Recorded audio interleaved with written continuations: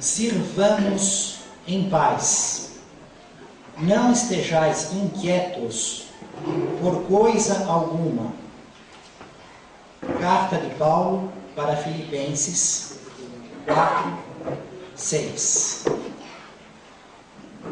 O Espírito Emmanuel, através da psicografia de Chico Xavier, comenta esta anotação de Paulo no livro Palavras de Vida Eterna, o capítulo 146.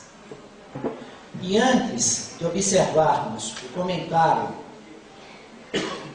do Espírito Emmanuel, vamos lembrar o momento em que Paulo escreve esta carta. E por que Paulo escreve?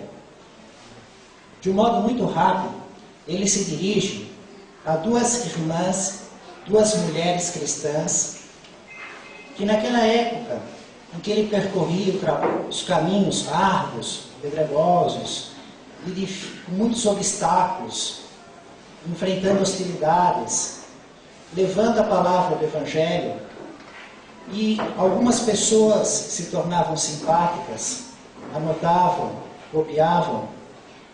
Em Filipenses, duas mulheres, Evódia e Síntique, duas mulheres, se tornaram cristãs. Mas Paulo segue por outras localidades e neste momento se dirige às localidades com as igrejas, os simpatizantes do cristianismo, por meio de cartas.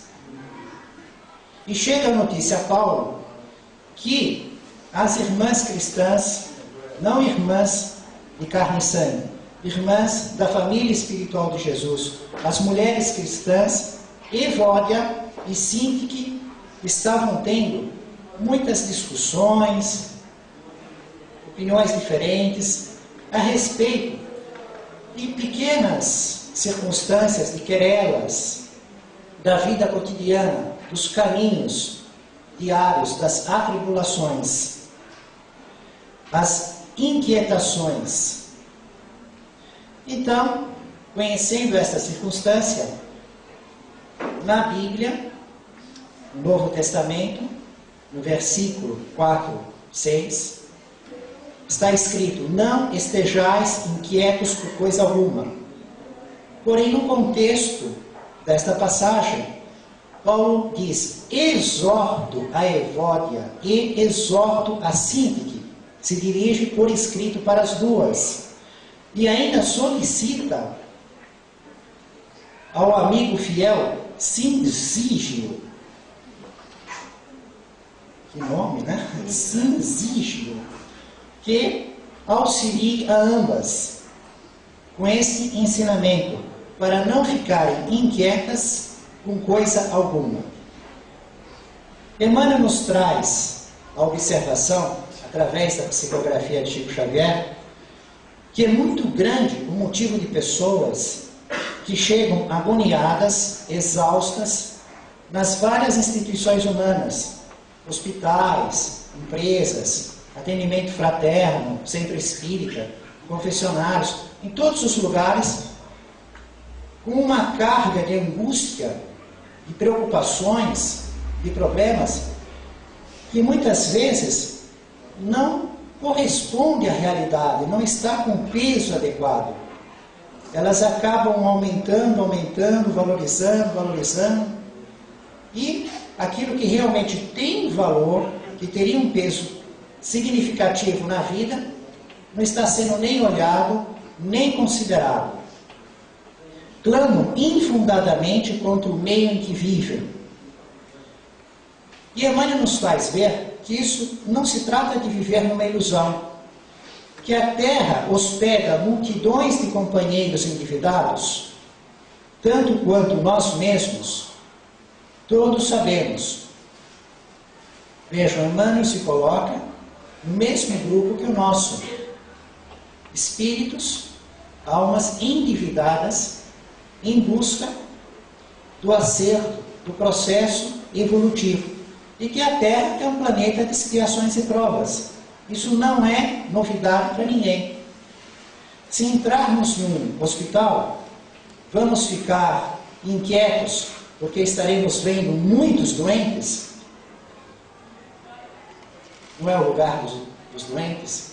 E se entrarmos no presídio, vamos ficar inquietos porque vamos ver muitos homens perigosos que roubaram, que mataram, que ainda representam perigo?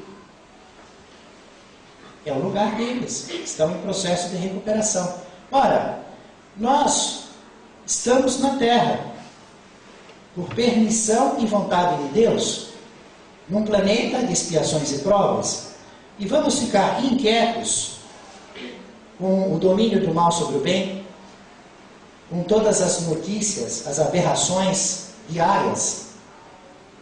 É o nosso lugar. Ninguém está no lugar errado.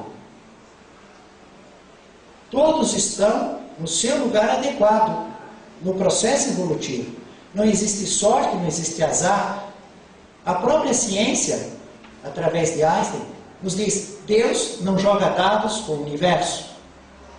Existe uma lei que rege o nosso processo evolutivo.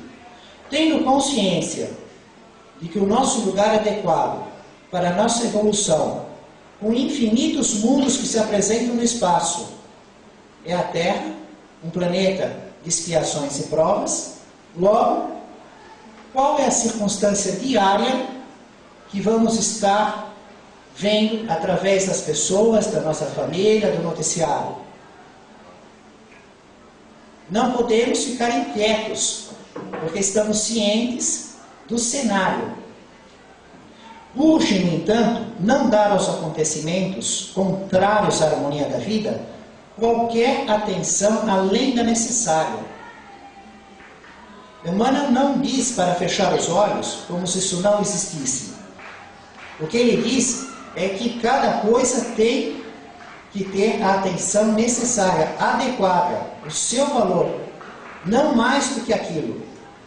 Tudo tem um peso específico, tem uma intensidade da nossa atenção. Temos que tomar cuidado para dar o valor adequado. Inclusive, se fizermos uma ligação mental exagerada, se uma coisa que realmente vale 5 e passamos a valorizar por 50, nós estamos estabelecendo relação com as trevas.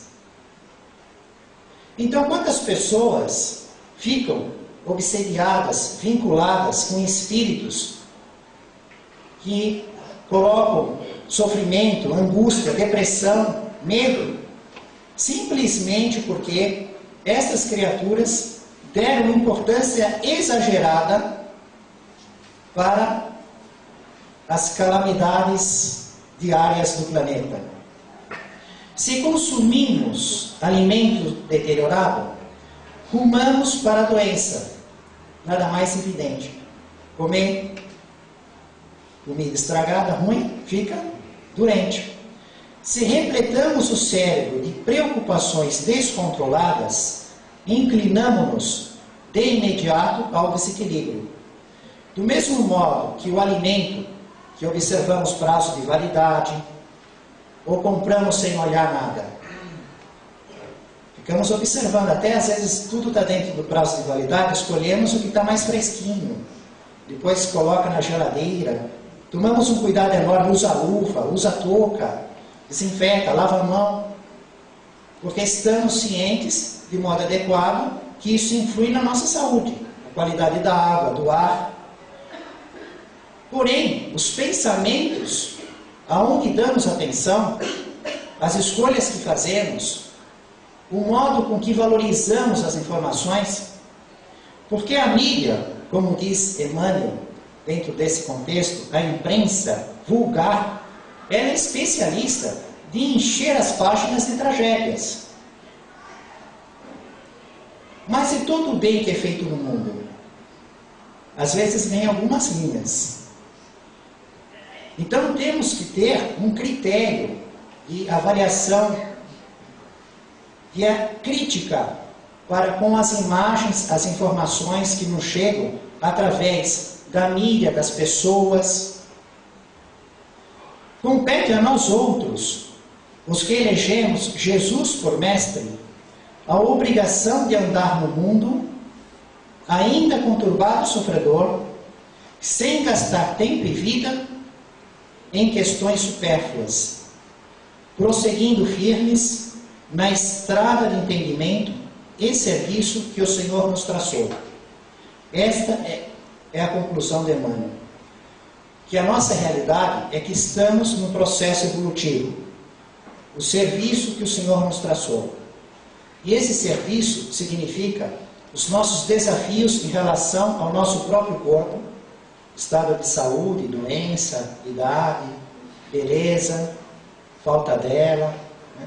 Cabelo, calvície, todo o roteiro, o relacionamento familiar, problema financeiro, os filhos, pais, a sociedade que estamos vivendo. Estamos num roteiro de evolução de espírito. E não podemos gastar tempo e vida, que é a evolução do espírito, com as questões supérfluas, que não nos competem, que é problema de Deus. Porque nada acontece sem a permissão dele. Que não existe mal absoluto, que todo mal tem um bem junto dele, porque senão Deus não permitiria que aquilo ocorresse. Nenhuma ação do mundo é mal absoluto. Todo mal ocorre com permissão do Criador. E Deus só permite que o mal ocorra, porque daquele mal resulta um bem. E quem comete o mal responde por ele. E Deus só permite a criatura cometer o mal, desde que ela vai conseguir consertar aquilo. Ele não permite um erro, você contrair uma dívida impagável. Porque todos estamos sendo criados para a perfeição. Então ele nos permite contrair dívidas, sim, mas não ir para a falência, insolvência. Ficamos carregados, às vezes por séculos e milênios, quitando juros e multa, mas vamos ter condições, um dia numa vida no planeta, de começar a gerar créditos e salvar, quitar todo o passivo que realizamos por nossas escolhas. Então todo o mal, o desvio do bem, né? O uso da vontade livre, contrariando a lei moral, que é permitida por Deus, é um mal relativo. Porque acontece com a permissão de Deus e com fim útil, que nós não temos a capacidade de compreender. Isso é a grande verdade da circunstância. Nós temos condições de compreender? Às vezes observamos tragédias na história que séculos e séculos depois, os estudiosos dizem, mas desse erro, olha o bem que surgiu, olha as descobertas, olha o movimento. Quem podia imaginar naquela época que dessa tragédia ia sair tudo isso de circunstância boa? Então muita coisa, ou praticamente tudo, ocorre acima da nossa possibilidade de compreensão. Não existe o mal absoluto. Todo mal é permitido por Deus e tem um bem com ele. Essas circunstâncias não nos devem inquietar acima do adequado. Vamos observar agora o estudo dessa inquietação em dois cenários diferentes. O primeiro, um cenário do Evangelho, no ensino de Jesus, e o segundo, no livro A Justiça Divina. Quem já leu o livro A Justiça Divina? Eu não vou... Você já sabe, você quer matar a minha palestra, né? Está levantando a mão porque você já sabe, eu te contei, senão você não acertava. Quem já leu? Vou dar uma... parabéns! Você contou para a Elisa? Né? O Céu e o Inferno, de Allan Kardec. O Céu e o Inferno ou A Justiça Divina. Né? Os dois nomes para o mesmo livro, uma coisa é igual a outra. Então nós vamos ver uma passagem do Evangelho e uma passagem do livro Céu e Inferno, que nos traz reflexões a respeito de preocupações, inquietações das nossas vivências, né, das nossas atribulações. Segundo as anotações de Mateus e Lucas, Jesus diz: buscai primeiro o reino dos céus e sua justiça, e as demais coisas vos serão acrescentadas. Primeira observação: Jesus cria uma preferência e não uma exclusividade. Ele não diz: buscai somente o reino dos céus. Diz? Não. Ele não diz: buscai exclusivamente e esqueça o resto. E não pense em nada. E Deus envia. Não. Ele diz: buscai primeiro.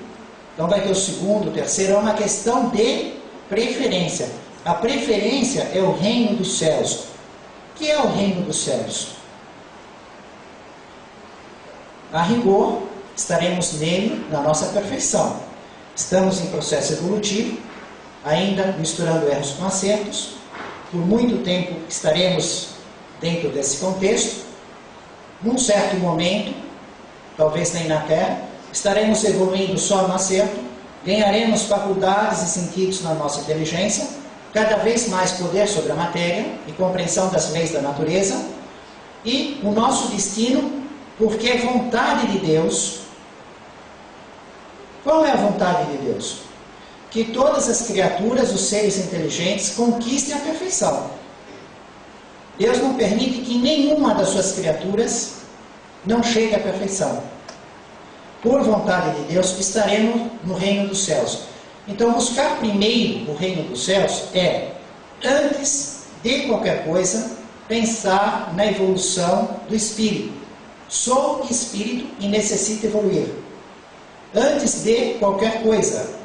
Antes do filho, antes da mãe, antes do pai, antes do irmão, antes do time de futebol, antes da eleição, antes de qualquer coisa, da paixão, de tudo.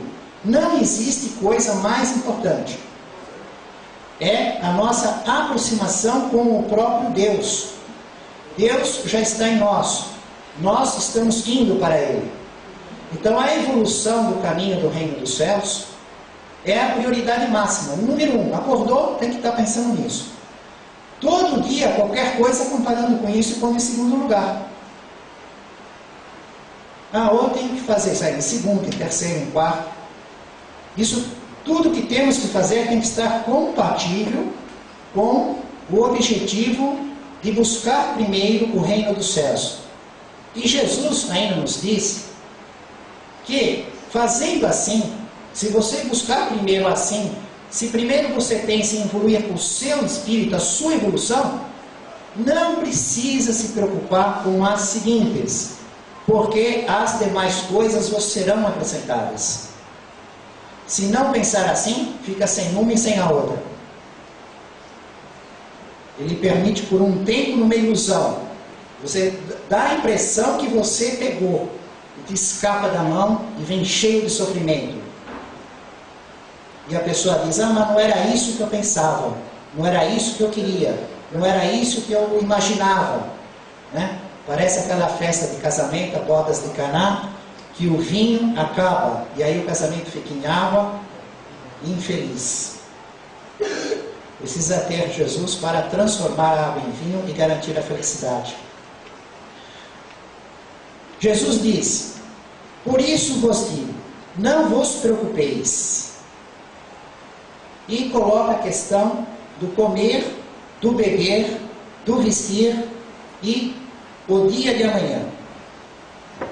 As ocupações principais dos judeus da época. Hoje, não é tão forte para nós a questão do comer, porque temos estocado, abre a geladeira, vê tudo aquilo cheio lá, parece... abre o armário, ouvi minha filhinha falar: não, estou enjoada do frango, assim e tal, né? Porque é uma fartura, a comida, a bebida, a roupa, abre o guarda-roupa lá, cheio de roupa, de opções. O dia de amanhã tem renda fixa, tem imóveis, tem aposentadoria, tem um emprego. Mas na época deles, era realmente uma realidade lutar, comer Todo dia era difícil para conseguir ter uma garantia de alguns dias, beber, vestir, era muito complicado. E o dia de amanhã? Os velhos tinham que contar que os filhos obedecessem à lei de Moisés, honrar pai e mãe, porque eles ficavam dependentes da força física, sem máquinas, equipamentos, tudo feito numa força. Então Jesus, como coloca, não vos preocupeis, e traz uma relação, colocando no contexto o comer, o beber, o vestir e o dia de amanhã, ele traz realmente circunstâncias muito fortes no campo emocional dos judeus. Hoje seria mais assim, compatível com a nossa realidade o saldo bancário, né? A gente fica correndo atrás para ver se tem crédito, se está pagando as contas, quanto está ganhando, quanto está pagando. O fluxo de caixa das empresas e o nosso. Quando eu já pego parte do 13º, quanto eu vou receber de aumento, é isso daí aqui, né? Parece que é aquela grande inquietação que não existia naquela época, mas é o que traz hoje dentro de nós.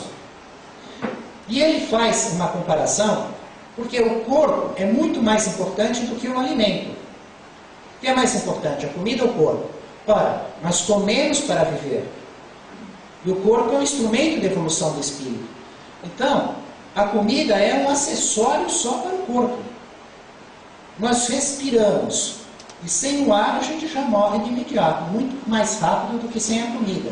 Mas como o ar é de graça, e a gente está livre, né? Temos que tomar cuidado com a qualidade, mas na verdade eles são meios de sobrevivência do corpo.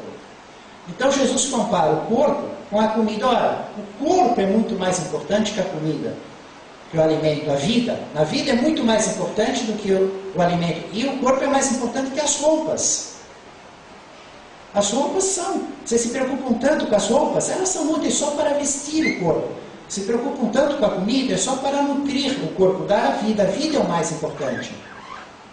E nos fala também dos verdadeiros tesouros. Os tesouros que não tem ladrão que consegue por a mão.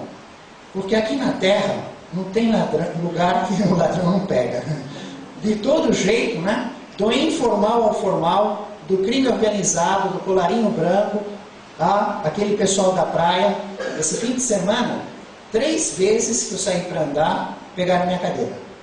Aí o rapaz que toma conta do coco, o Miro, né, que abre o coco, vem no Miro lá, ele dava risada, ele falou, que coisa, eu leio lá, eu só vou andar um pouco, eu saio da cadeira, o pessoal vai lá e se ocupa de tudo. Aí a minha esposa desceu para andar comigo e ele foi falar com ela, patroa, precisa de ver o que acontece aqui, o pessoal pensa que é tudo público.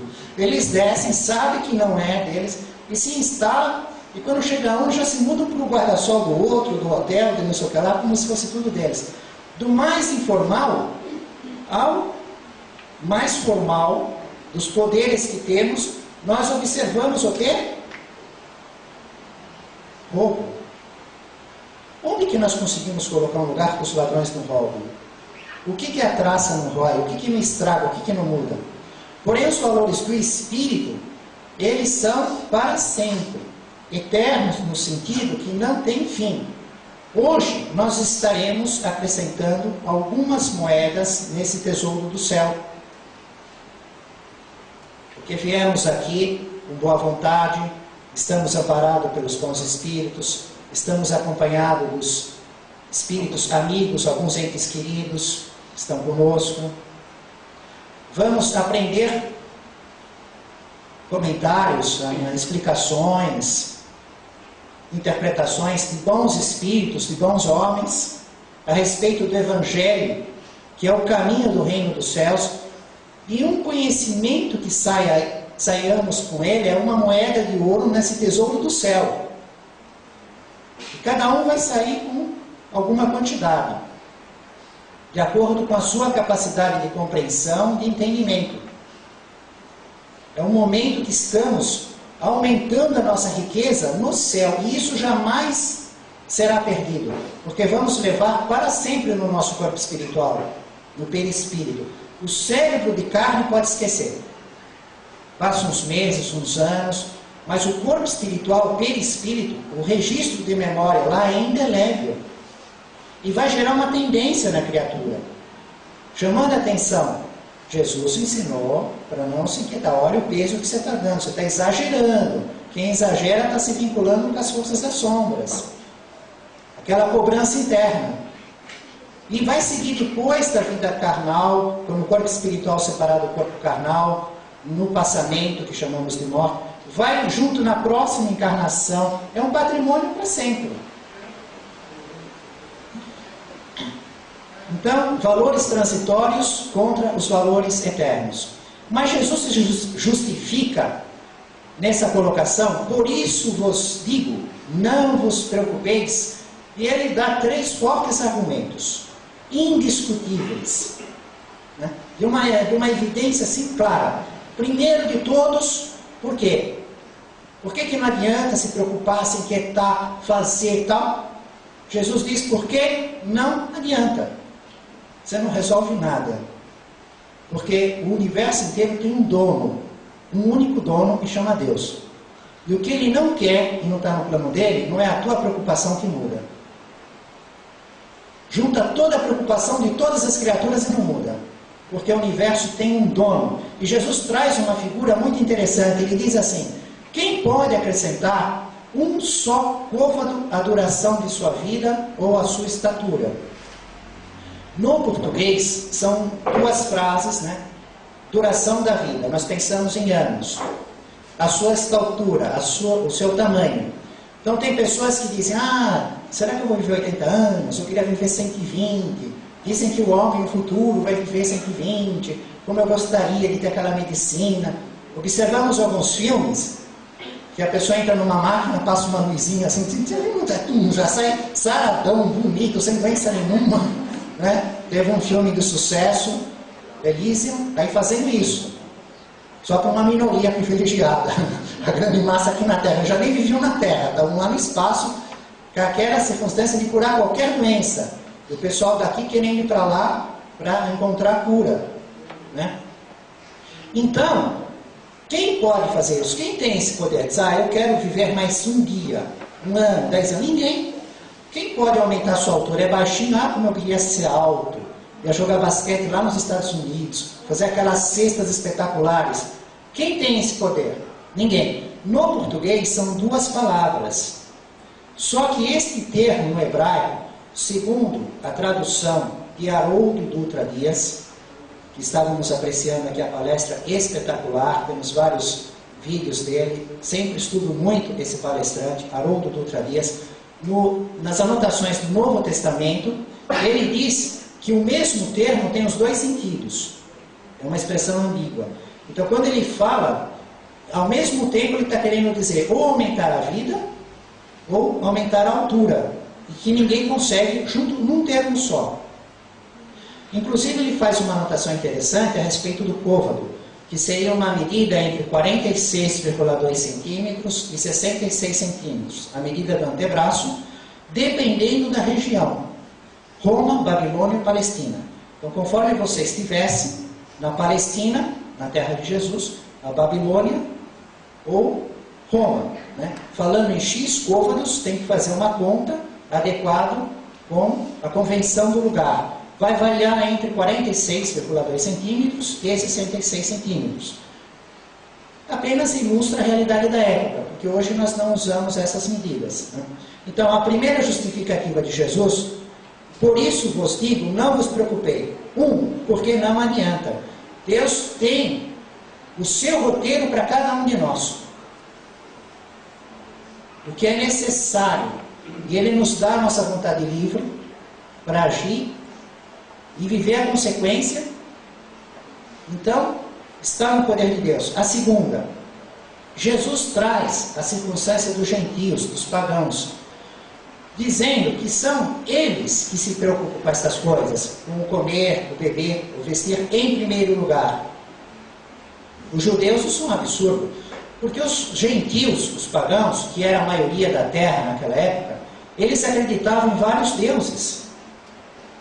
Eles criavam com a imaginação.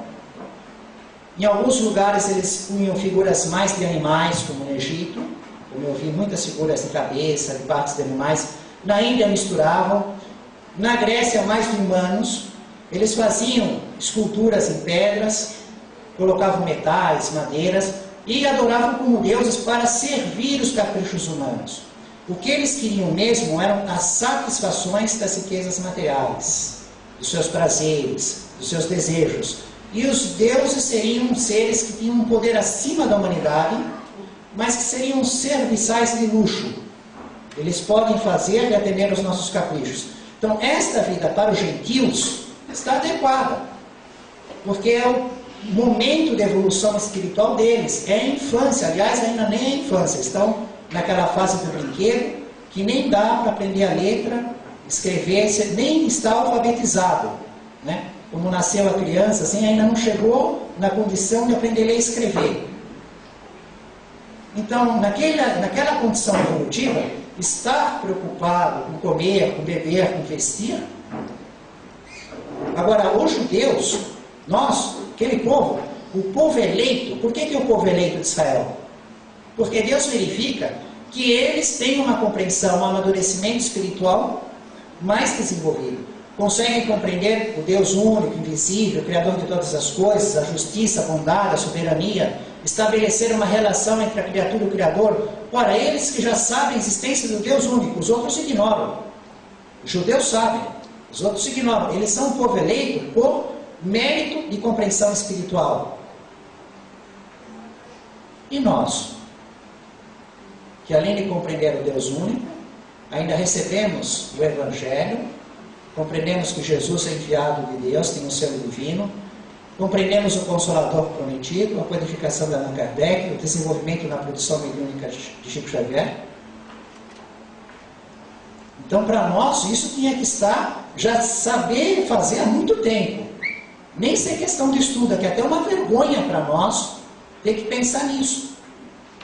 Porém, a nossa realidade é que, mesmo nós, pouco de nós vivemos assim. Buscando primeiro o reino dos céus e sua justiça.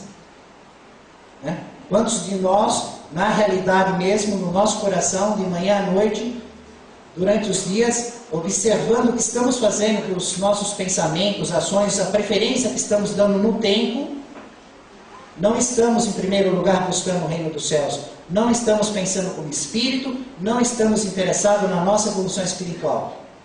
Estamos preocupados com as satisfações materiais, representadas pelas palavras de comer, beber, vestir, o dia de amanhã no Evangelho. Então Jesus diz, o segundo grande motivo, porque os gentios, isso é coisa de gentio, de quem não tem compreensão espiritual.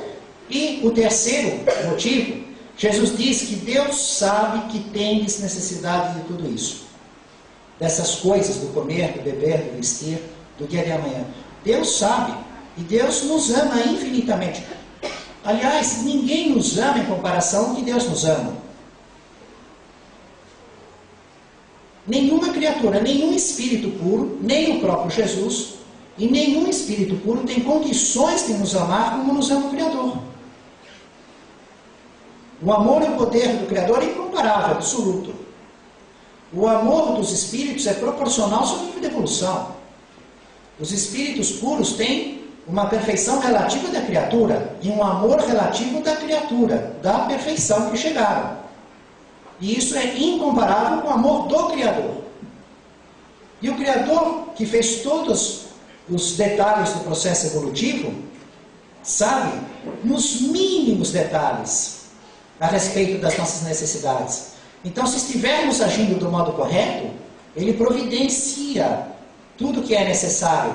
Do mesmo modo que se o filho estiver estudando adequadamente, o pai vai lá, troca o uniforme, compra o material, matricula para ele, ele sabe o que precisa, faz a comida que está em casa, vai levar, vai buscar.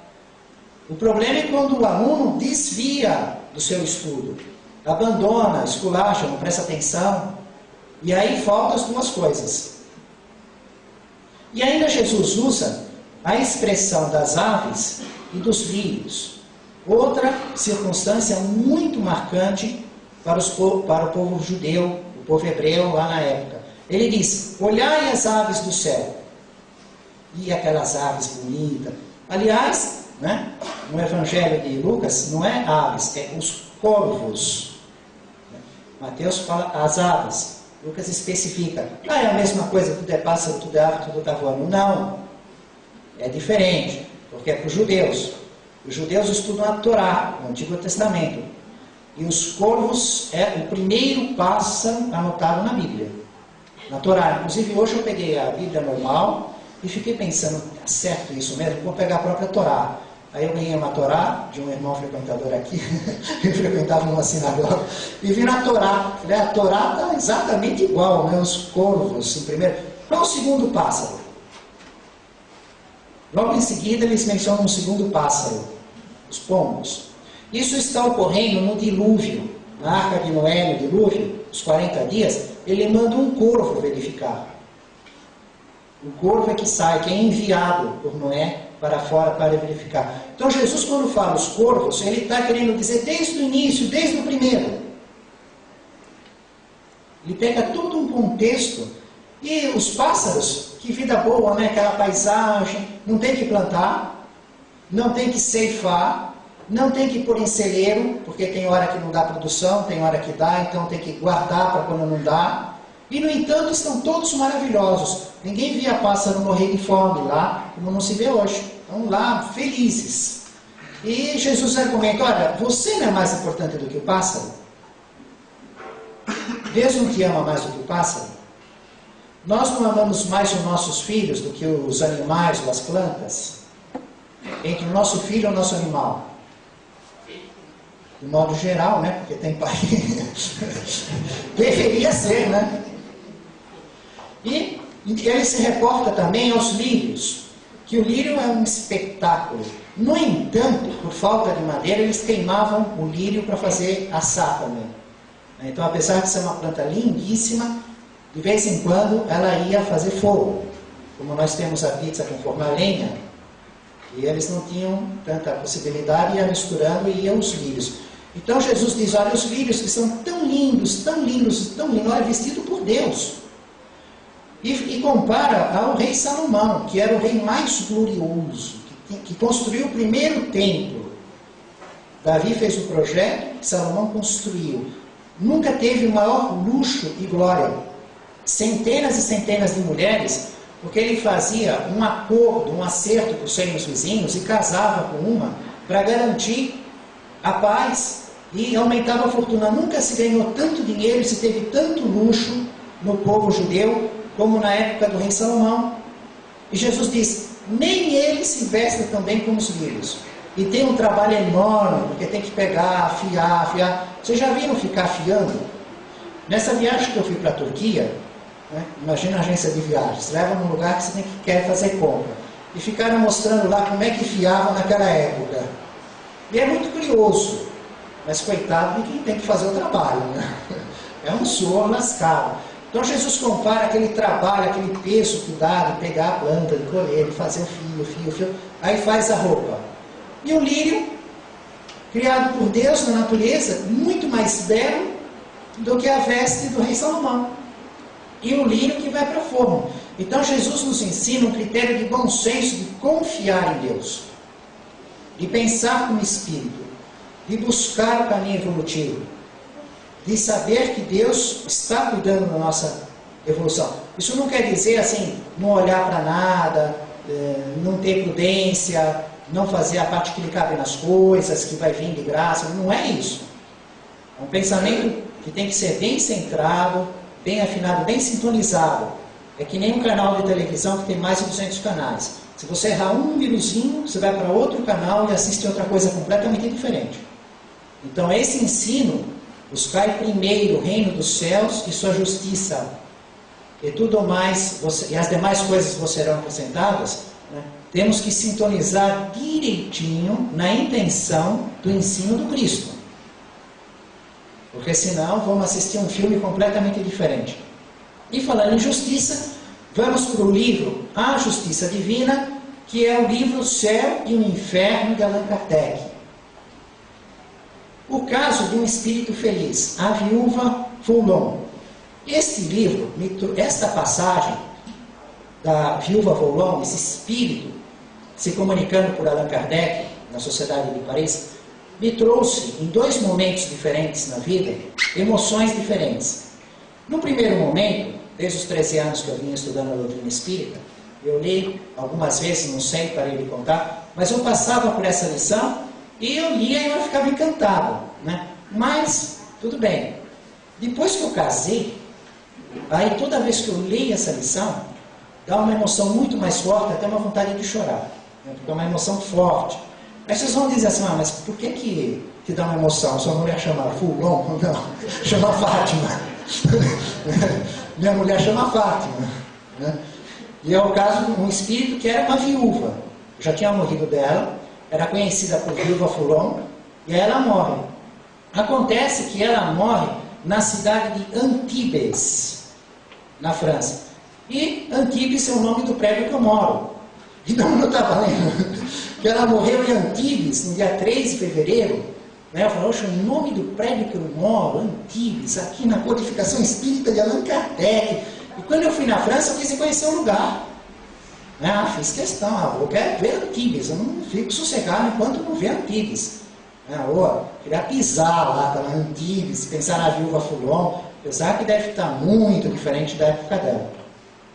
Ela desencarnou no dia 3 de fevereiro de 1865. Ela trabalhava fazendo miniaturista.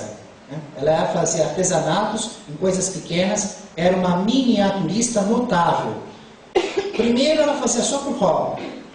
Depois a vida ficou difícil e ela teve que fazer para sobreviver. E por causa disso, de tanto acabar fazendo miniaturas, acabou perdendo a visão progressivamente e ficou cega. E no fim da vida, então, cega, com muitas dificuldades, acabou desencarnando, mas sempre foi um espírito notável, se sacrificando por tudo, por todos. E conhecia a doutrina espírita por ter estudado com afinco e alta inteligência. É interessante a observação de Kardec, porque ele nos leva num cenário assim, que tem as pessoas que estão diante da doutrina espírita e não estudam nada. Outras estudam pouco, outras estudam muito, estudam com afinco. Mas tem aquelas que estudam com afinco, mas pouca inteligência. Não conseguem compreender. Elas lêem, falam, ouvem, mas não saem da mesma coisa, não fica num círculo. Ela não consegue entender a luz que está lá, a logística. Ela não consegue. Né? E existem aqueles, como ela, que estudam com afinco, com vontade, e com alta inteligência. Ela batia os olhos, já sabia raciocinar, calcular, fazer, né? Ela de uma intuição, de um conhecimento vago a respeito da alma, da vida no mundo espiritual, com os livros, com a revista espírita, com a publicação de Allan Kardec, e a intimidade que ela tinha com Allan Kardec, a intimidade, então, ela ganhou assim, é como se tivesse rasgado o véu da vida no mundo espiritual. E ela tinha um domínio de tudo aquilo que ocorria, como os espíritos se organizavam, como eram as sociedades, o que acontecia. Né? Então ela estudava e ainda ela tinha uma alta inteligência. As mesmas pessoas que viam os mesmos trechos escritos, falavam, não entendia, ficava naquilo, no supérfluo, ela já vinha com uma série de luzes. Né? Até Allan Kardec diz que para ela era um oceano de luz. Ela conseguia rasgar o véu e ter um oceano de luz, com afinco, com alta inteligência. E morreu muito calmamente, porque ela sabia que ia ser um passamento, ela sabia o que ia ocorrer com o corpo espiritual. Ela tinha os filhos, uma menina que estava viajando para a América, e o outro filho que estava por lá, mas ela, não tem problema, eu vou logo me recuperar, eu vou atrás deles, tal, continuo. Assim, serena, não desesperada, porque eu não quero morrer, porque eu preciso de uma cura, cadê um curandeiro, cadê uma magia, cadê não sei o que lá, né? E meus filhos, como é que vão ficar? Nada disso. Consciente, serena, madura, desencarnou assim. Quando a notícia chega para Allan Kardec, 3 dias depois, dia 6 de fevereiro de 1865, a primeira coisa que Allan Kardec faz é uma reunião com os médios e evoca o espírito dela. Como ela sabia que ia ser evocada, né? Porque eles faziam isso continuamente lá, eles que estudavam, faziam essa circunstância, então ela já estava preparada, já estava lá conversando com Allan Kardec. E ela descreve que ela não teve perturbação espiritual nenhuma, zero.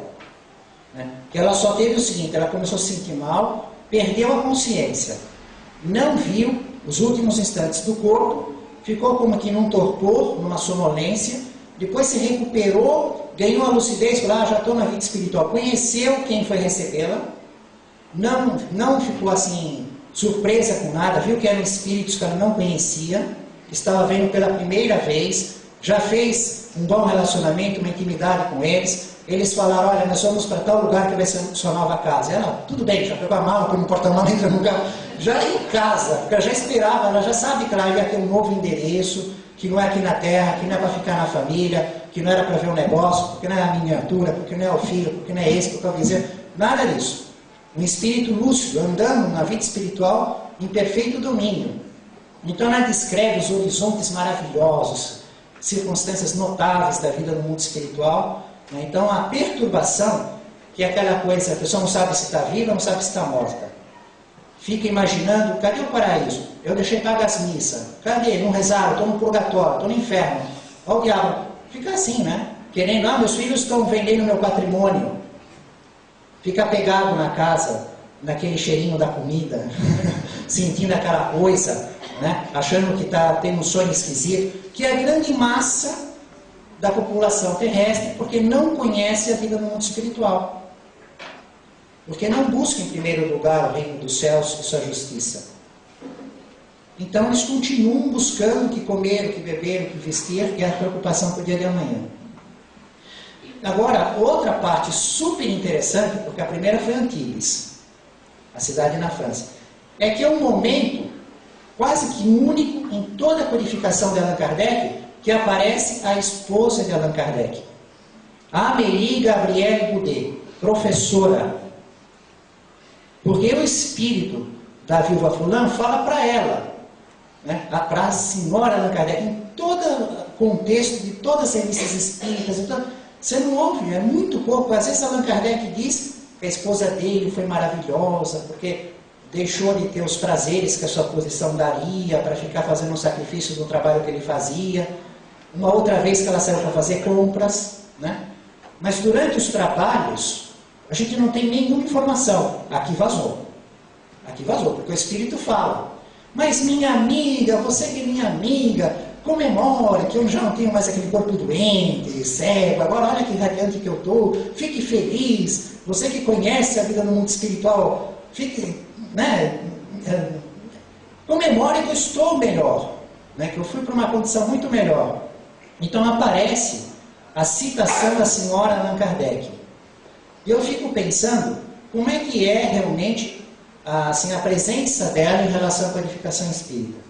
Será que ela só foi só esse dia, porque Allan Kardec ia invocar o espírito da amiga?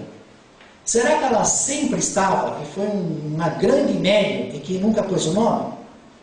Será que ela não tinha mediunidade ostensiva? Era só uma médium de sustentação? Não só, né? Porque é uma médium de sustentação. O que importa é a qualidade dos espíritos, não se é ostensivo ou não o fenômeno. Porque o próprio Allan Kardec não era médium ostensivo. Ele nunca viu nenhum espírito, nunca ouviu, nunca escreveu. Ele só investigava, pesquisava as pessoas que tinham mediunidade ostensiva. Ele publica isso no seu jornal, na Revista Espírita. Ele publica. Um jornal dirigido por ele. Diferente de Chico Xavier, que é um médium mais notável que nós temos conhecimentos. Bom, então aparece a questão da senhora Allan Kardec. E ainda mais, né? Mais uma terceira emoção. Essa página é cheia de emoção. Para mim, o Edifício Antibes, aparece a senhora Allan Kardec, a Madame Amélie Gabrielle Goudet, e ela ainda fala assim para Allan Kardec: por muito pouco mesmo a gente não morre junto. Eu morri no dia 3 de fevereiro, e aquele já era o dia 6. Era para você ter ido junto comigo. O que impediu isso acontecer foi o Dr. Demeuve, amando do Espírito da Verdade. Porque você ainda não terminou sua missão. Você é um missionário. E te falta uma obra, te falta um trabalho. Né? Então o Dr. Demeuve esteve lá e, com a instrução do Espírito de Verdade, vai andar lado a lado com você. Vai te dar uma lista de serviço que você tem que fazer. Um espírito é que tomou a condição, salvou a vida dele. Não foi um médico, não foi o maior nome do mundo. Busque primeiro o reino de Deus e sua justiça, e as demais coisas vos serão acrescentadas.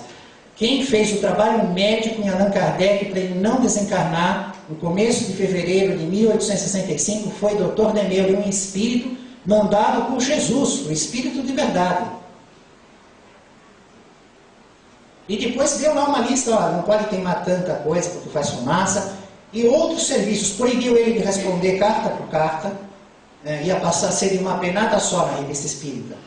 500 escreveram, não é para escrever 500 cartas, muito obrigado. Escreve na revista espírita, muito obrigado a todos que me escreveram. Foi numa linha, acabou. Porque ele respondia um por um, eram milhares. Então ele fez um plano de trabalho de acordo com a saúde de Allan Kardec para ir até o fim, o que conseguiu, e realizou a publicação do último livro, o livro da Gênese. Ela é que diz que ele só está fazendo a iniciação espírita. Por isso hoje, quando eu falei para vocês que íamos estudar o Evangelho de Jesus baseados na codificação espírita, ou a iniciação espírita, porque foi ela, o espírito da Viva Fulon, que falou: ah, Allan Kardec, você é um missionário, e isso que você está fazendo é só a iniciação, porque vai ter a continuação. Isso é só a iniciação. Mas ainda te falta uma obra. Mas se não fosse o Dr. Demeure, Amanda do Espírito de Verdade, você estava aqui comigo, antes do tempo. Inclusive ela usa uma comparação muito interessante. Ela fala que ele ia ser que nem Moisés, que leva o povo, chega lá e deixa a terra prometida ver ao longe. Agora entram vocês, ele não entra, né? Então ele tinha que obedecer rigorosamente o espírito do Dr. Demeure, que ia cuidar, ia ficar próximo dele para ele terminar os trabalhos, para ele ter saúde e para ele fazer a última obra.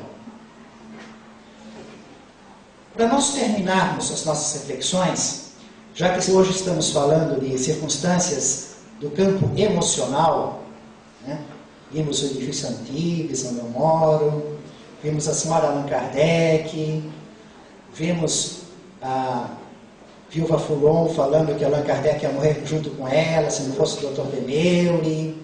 Oportunamente nós vamos ver com detalhes a respeito do Dr. Demeure, que é muito interessante o trabalho dele junto com Allan Kardec no livro Céu e Inferno, mas tem que ver a revista espírita, porque no livro Céu e Inferno ele publica só uma parte de tudo o que acontece entre ele e o Dr. Demeure. Mas nós vamos terminar por só circunstâncias que nos lembrem o meu campo emocional. De certo modo, às vezes tem um toque com os senhores também, né? Bom, é baseado no livro A Viagem Espírita. Quando é que foi publicado esse livro? Quando é que Allan Kardec fez esse livro? Beleza? Você que acertou a outra com todo louvor, né? Minha esposa trocou de carro. Aliás, não trocou, a gente deixou o carro como um terceiro carro, não vendeu o velho, ficou com mais um. E ela falou assim: eu gostaria que você escolhesse uma placa aqui que tivesse uma relação com o Espiritismo, ou com Allan Kardec ou com o Chico Xavier. Eu olhei esses números e não acho nada. Aí eu olhei tudo e falei: 1862, é o ano da viagem espírita, que Allan Kardec realiza, a viagem espírita. Ele publica o livro A Viagem Espírita, 1862. E nós gostamos muito dessas coisas, dessas datas, desses momentos que nos lembram, mesmo porque, né, eu nasci no centenário da publicação do Livro dos Espíritos. Eu nasci em 1957. 100 anos da publicação do Livro dos Espíritos, 1857. E a minha mulher, a Fátima, nasceu no centenário da publicação do Evangelho segundo o Espiritismo. Agora eu vou apanhar no em casa com o peitado da mulher. O Evangelho foi em 1864. Ela nasceu em 1964. Então o casal comemora o centenário da obra básica do Espiritismo. Eu do Livro dos Espíritos, ela do Evangelho. E a placa do carro, 1862. O que isso tem a ver com o final? É que Allan Kardec faz essa viagem, mais de 1000 quilômetros, por mais de 20 localidades, para auxiliar a expansão do Espiritismo. Observar as reuniões mediúnicas, dar instruções, ver os amigos, né? O Espiritismo cresceu muito, porque trabalho de Deus, ele colocou aqueles espíritos que tinham condições de compreender, assinava a revista, fazia as reuniões, mandava as correspondências, estava se alastrando. E o pessoal queria conter o Espiritismo de qualquer jeito. No início, assim, acharam que não ia dar em nada. Mas como vinha a coisa crescer, começaram a querer queimar livro, expulsar os médiuns, ou quem frequentasse, ou quem falasse, ou quem comprasse, ou quem vendesse para eles da igreja, do templo, de tudo quanto é lugar. Uma perseguição enorme, né? Proibindo os médiuns de se reunirem. Né? Eu me lembro até num momento que Allan Kardec ia passar na França num lugar, e que, até isso não estava no estudo, no mentor que me lembrou disso agora. Ele foi com Leon Denis. E quem respondia no local para dar um alvará de autorização, porque não podia reunir mais do que X pessoas sem o alvará, porque era um império, o imperador exigiu assim, não deu. Não vou deixar. Não vai reunir. Então eles não podiam reunir no salão, me parece que era um restaurante, um salão assim. Foi todo mundo para a casa de um deles. Só que na casa era num jardim. Né? E imagina, ficou todo mundo socado, um no outro. Allan Kardec num lugar improvisado e falou no jardim, porque a lei permitia você falar dentro da sua casa. Para se entrasse aquele povo dentro da casa, tudo bem, entrou, se comprimiu tudo. No dia seguinte, Leon Denis foi naquele mesmo lugar e encontrou Allan Kardec lá em cima da árvore, pegando uma fruta para sua mulher. Bom, para vocês terem uma ideia das circunstâncias que combatiam, né, o Espiritismo. Então, nesse livro de 1862, Allan Kardec, livro A Viagem Espírita, ele diz assim, não adianta vocês fazerem isso. O Espiritismo cresce, em primeiro lugar, porque os espíritos se manifestam. Não adianta proibir assim, espírito não manifesta. Ele manifesta em todo lugar do mundo. Ele não obedece a vossa lei, ele não paga a multa, ele se manifesta. E ele se alastra porque ele consola, porque ele faz a dor doer menos, porque ele trata o corpo espiritual, ele trata o corpo carnal, porque ele dá esperança. A pessoa que achou que ia viver eternamente no inferno, que tem seu ente querido no inferno, não, ela sabe que ela vai estar num momento de aflição, mas ela vai ter uma recuperação. Então ele consola, ele dá esperança. Não adianta proibir, não adianta querer fechar os olhos. É necessário tocar o coração, consolar e dar esperança. Família espiritual de Jesus, no caminho do reino dos céus, em nome do Mestre Jesus, louvado seja Deus.